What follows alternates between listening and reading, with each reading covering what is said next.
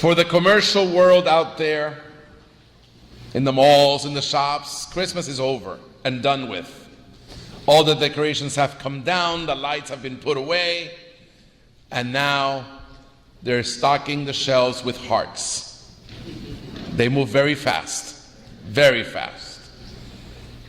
But here we are, in church, still celebrating the glory of Christmas, savoring the moment, celebrating the feast of Christ's birth. Lights still up, trees still up, poinsettias decorating our church. And we're still in this beautiful season in our church calendar. We are to rejoice and be glad as we praise and give thanks to God for the gift of His Son. Today the church celebrates the feast of the Epiphany of the Lord. Epiphany meaning the manifestation of God. God who reveals Himself to all humanity. The Word became flesh, and that flesh dwells among us. Jesus, the Son of God, the splendor of the Father.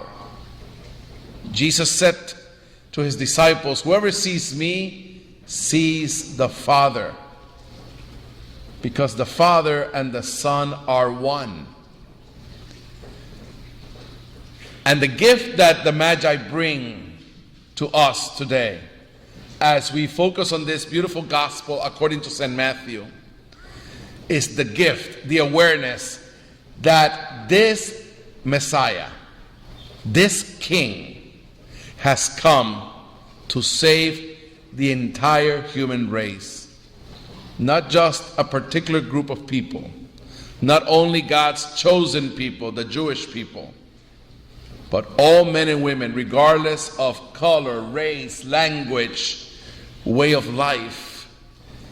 He has come to save us all. We see that diversity in the Magi that came from the East, who were non-Jews, who were pagans, Gentiles, and yet they were captivated by this star that they saw up in the heavens.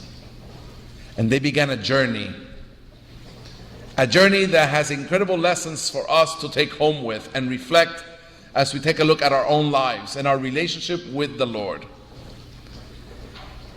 These three men came with their own caravan of servants, of people that provided for the kings on their journey across this desert.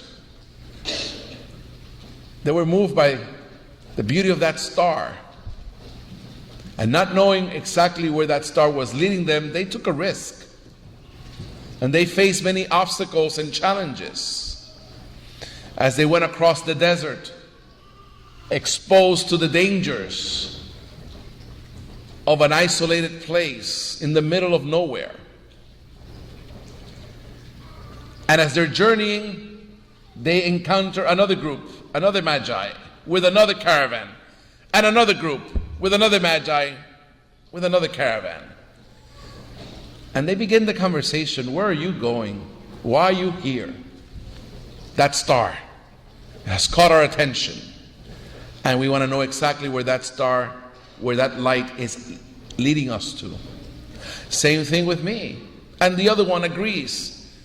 Well, let's put our resources together and our minds to work together and figure this mystery out.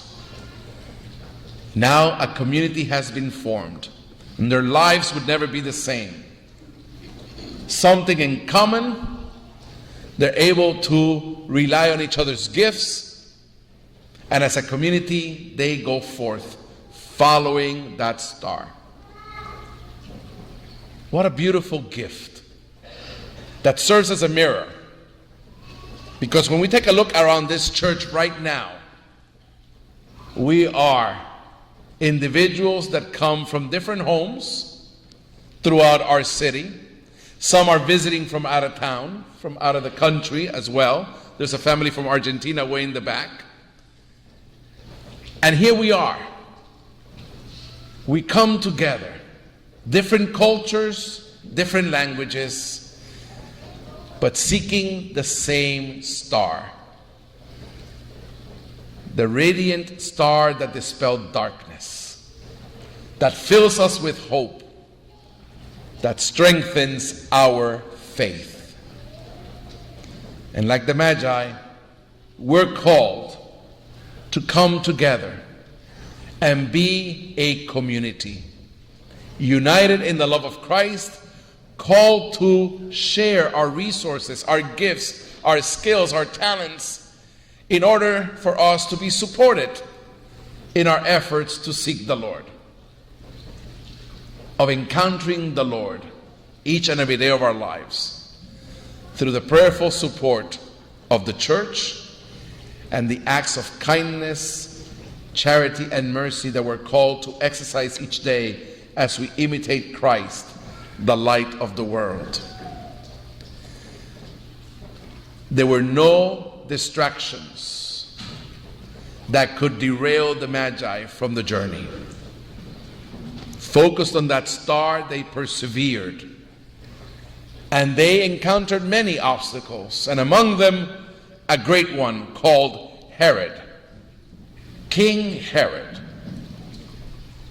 who was not pleased with the news of Jesus' arrival, of this newborn king. There's only one king in Jerusalem, and that is me, Herod would say. I'm not sharing my throne with anyone. I'm in control. I have the power, and no one will take that away from me. And not a child. He became a big obstacle, trying to trick the Magi into a trap for one purpose: to find the child and kill him.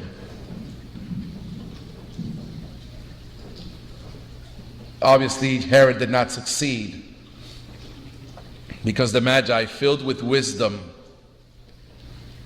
they were able to take another route, head in a different direction, away from the big obstacle, the big wall called Herod.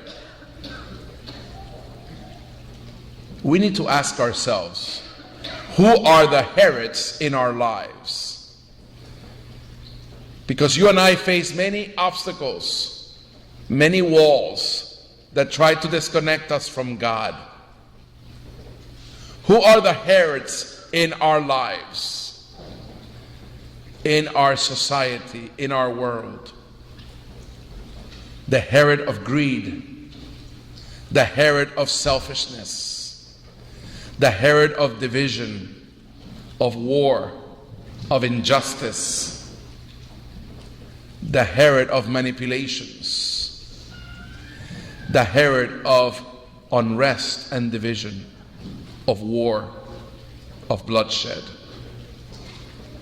And like the Magi, we are called to remain focused on the light that dispels darkness, and stay focused in the true King that brings peace, joy, and hope to our world.